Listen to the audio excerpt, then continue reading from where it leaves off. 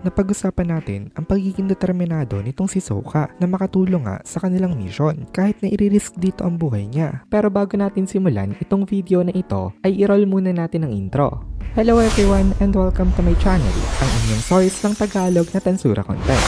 Sa channel na ito ay pinag-uusapan natin ang mga nangyayari sa may Tansura universe. So without further ado, let's get into the video.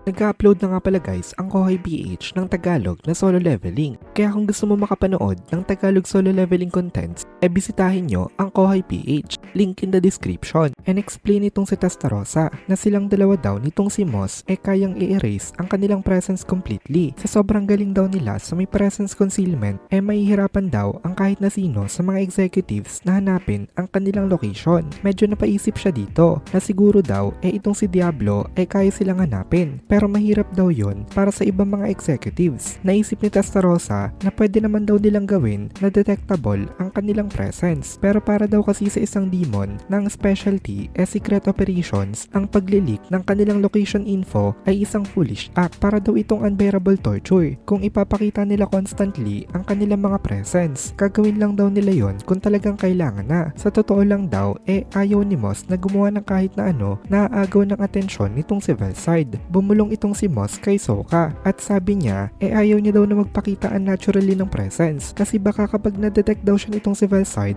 mainis ito sa kanya at targetin siya nito bigla. Naintindihan ito nitong si Sokka. So once na okay na nga yun pumunta na itong grupo na ito sa may ice hell nitong si Velside kung saan nagwawala ang snow at ice. Ang place kung saan sila teleport ng magic ni Moss sa pinakadulo ng boundary kung saan umaabot ang authority nitong si Velside. Maging itong si Moss na isang great demon hindi kayang tumalon sa may loob ng ice and snow kung saan talagang walang visibility. Pero according to the plan naman daw ito. Tinanong ni Moss itong si Sokka quietly. Sabi nitong si Moss sa point daw na ito i-expect na daw nitong si Sokka na anytime pwede silang mamatay. Kaya tinanong niya kung tutuloy pa ba talaga ito. Kung gusto daw na umatras nitong si Sokka ito na daw ang tamang oras. Binigyan kasi sila nitong si Demon Lord Rimuru ng isang absolute order na hindi nga sila pwedeng mamatay. Pero sa current situation daw kasi imposible daw yung task na yon. Para magawa yon importante na maintindihan nila ang kanilang situation perfectly. Kasi itong si Lagi Crimson at Velside talagang sobrang higit na mas malakas kumpara kay Testarossa. Maging itong si Testarossa kung may ipit daw siya sa may gitna nitong laban nitong dalawa baka pati daw siya ay bigla na lang mamatay nang hindi man lang nalalaman kung ano ba nangyari. Kaya from here on bawal ang careless move. Kaya naman nilang mag-revive nitong si Moss after ng ilang panahon. Pero hindi ganun nitong si Sokka. And for that reason pinapunta lang nitong si Testarossa ang consciousness niya sa may white battlefield. Isang world daw ito na parang kulay puti lang kasi swallowed ng snow at ice nitong si Velside ang lahat ng mga bagay. Mahirap daw makakita dito pero advantage daw ito para kay Testarossa kasi after all siya ang primordial white o tinatawag ding blank. Nagmelt ang consciousness nitong si Testarossa sa may white surroundings at instantly niyang na-absorb ang mga information sa buong area na ito. Specialty man ni Moss ang info gathering mas magaling pa rin pala itong si Testarossa sa kanya pagdating sa pag-gather ng mga info. Talagang usually pinapagawa niya lang kay Moss pero kung gugustuhin niya capable siya na siya na mismo ang gumawa nga nito. Naobserbahan dito nitong si Testarossa na minimitigate ng power ni Velgrind ang impact sa may earth at minimaintain rin ito ang kanilang battlefield habang ang skill naman nitong si Velside freeze ang surface ng kanilang planeta. Kung wala daw preventive measures at magka-clash bigla itong si Lagi Crimson at Velside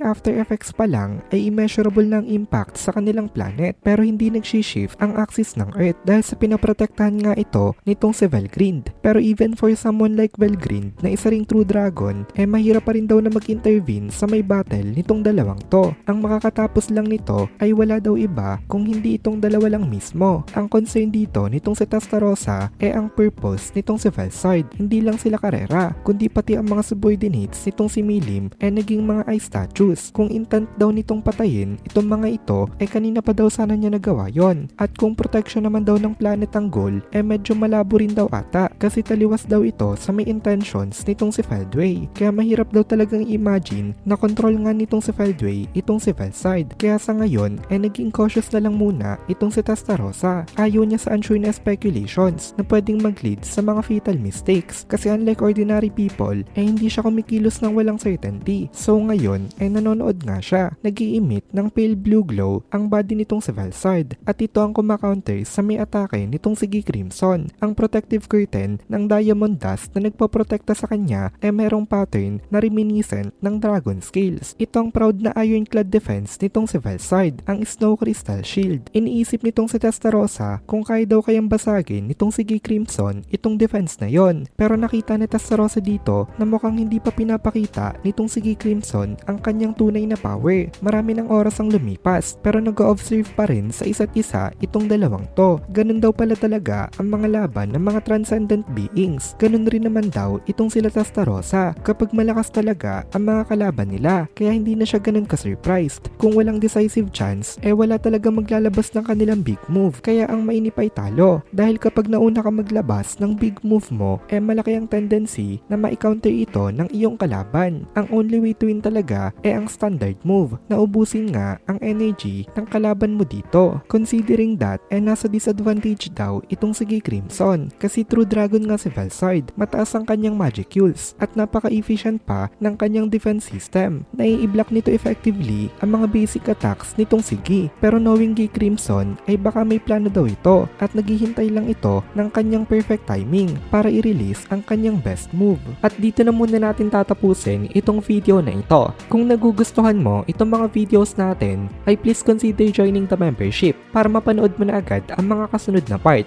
dahil palaging advance ang ating mga members. Also, ay please consider leaving a like at mag-comment ka na din para ma-boost naman tayo ng algorithm.